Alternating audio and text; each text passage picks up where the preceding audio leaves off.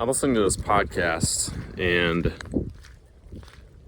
it's talking about something that I didn't really look at very closely, but it rings very true for me.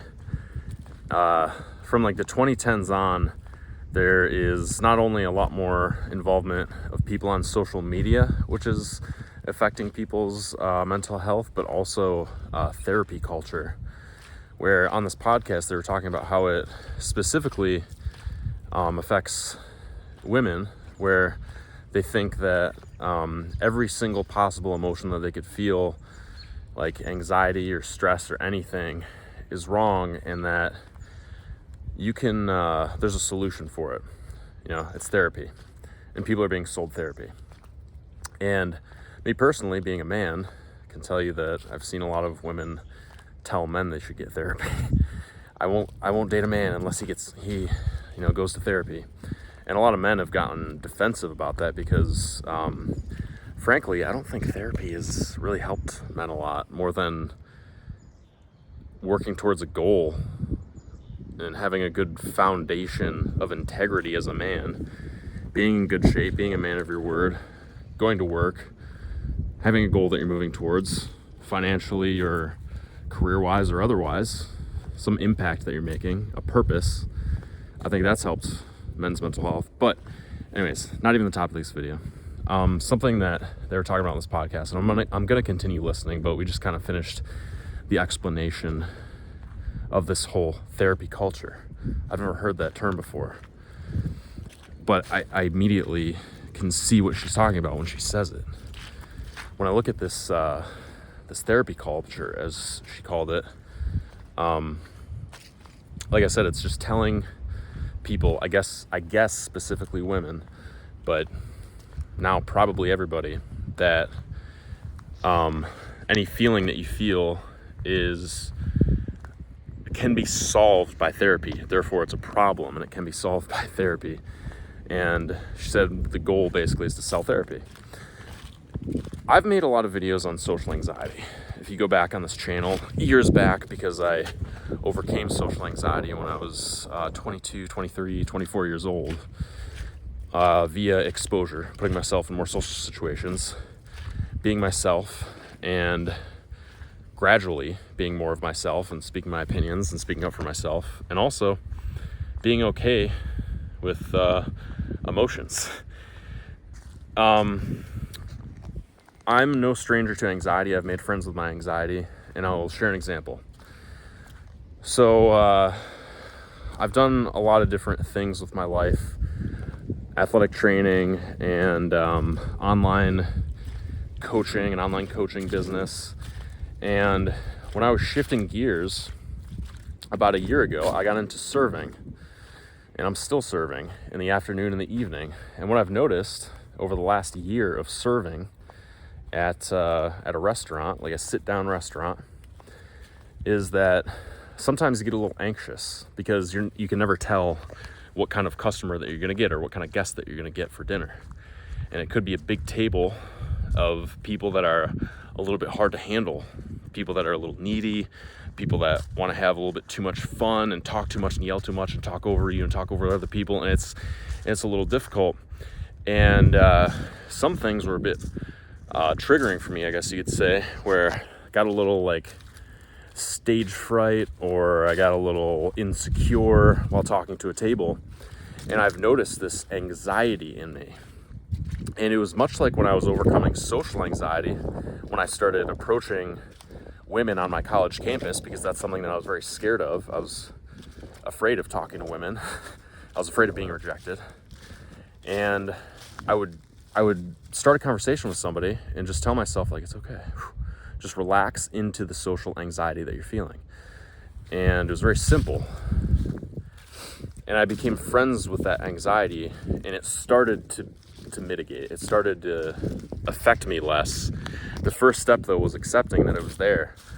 And I feel a similar thing sometimes with serving, where I'll get really anxious, but the anxiety doesn't control whether I use my feet and walk over to a table or not, or say what I need to say, ask what I need to ask, do you need anything else, or to carry the food to a table. So it doesn't, like, your feelings don't have to affect your actions. And I think that mindset's really important if you want to take control of your actions. But also, the fact that these emotions are normal, like the fact that I'm standing here today and I'm like speaking to you on YouTube, and I'm like, I overcame social anxiety. I've approached a lot of women. I can walk into any new social situation, no problem. I think I've talked in past videos, like, yeah, if you put me, in a bar, I can walk up to a group of 5 people, no problem. Put me in front of a crowd of 5,000 people, I'll probably get nervous. So there's degrees, but like social anxiety in general, I've overcome, and yet anxiety still comes up here and there. But is it a problem? No, because it doesn't affect my overall actions. Does it affect my actions sometimes? Sure, probably. If I'm really anxious, I might take a break, sit down, go outside, cool off. Like, they call that being human. I'm human. However, I won't admit that your feelings are in control of your actions. And you can have feelings, and it's normal. And what she was talking about in this podcast was this whole therapy culture of, like, I can only imagine that she's talking about women specifically, that every time that they feel something, they think that something's wrong because somebody has told them that those feelings are bad and not normal. Whereas, like, in all of human history, I mean, you wonder why the older generations are so impatient about people, like, feeling bad and not wanting to work because of it. The younger generation saying, oh, I don't feel good, oh, I don't want to work. It's partially their parents to blame for letting them, for pandering to their feelings, and letting them probably get away with a lot at home. But the mindset of this quote unquote therapy culture is that, like, yeah, like I said, these feelings are, they're implying that there's something wrong with these feelings because there's a solution via therapy. You have to go to therapy. Like, if you're feeling anxiety at all, whereas a lot of our ancestors and the older generations just went to work. They just went to work. And they got stuff done and they took action. And if they were feeling a certain way, it didn't really affect their actions. Sure, maybe they were aware of how they were feeling, but that's life, as they say. But now we have a generation of, oh, that's life? What? You shouldn't feel that way. You shouldn't feel that way. Ah. What kind of life would it be if you never felt anything, any bad emotions? Good emotions can't even exist if there are no bad emotion. Or, sorry, I don't even like labeling it as good and bad. If there's no this, there's no that. If there's no yin, there's no yang. If there's no frustration, there's no contentment. If there's no anxiety, there's no, or if there's no doubt, there's no confidence. If there's no anxiety, whatever the opposite of anxiety is, relaxation.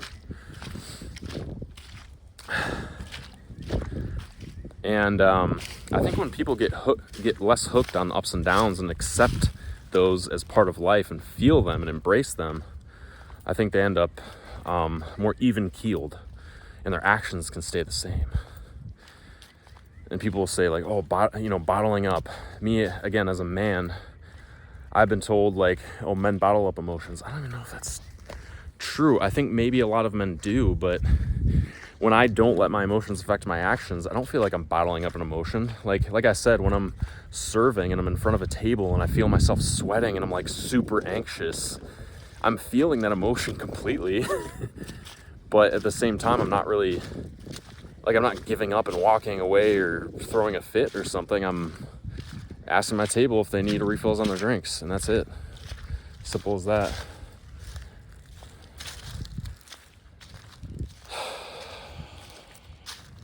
Or I'm going to the gym anyways, etc. You can apply it to a lot of different things. Giving a speech, you're nervous. You go up and you do the best you can anyways. You give the speech. So you're holding your phone and that thought's coming to your head about the guy who commented that you shouldn't be giving he implied that you shouldn't be giving self-development advice because you drank soda in a video. I wish I did not drink soda in a video. It was a health food store energy drink. And also said that, I forgot what his other comment was. Oh yeah, so that I was scrolling reels as if to teach self-help or to give advice. And I call this a channel Journey for a reason, because it's my self-help journey, and I'm just sharing where I'm at with you.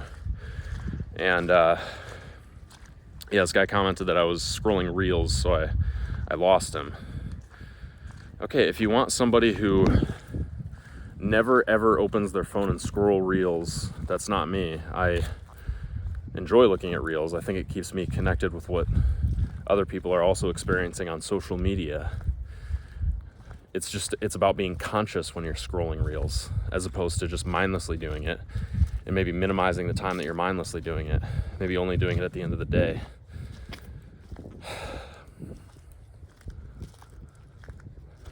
It's that perfectionist mindset. But anyway, hope you enjoyed the spiel. No idea what I'm gonna title this video. Peace.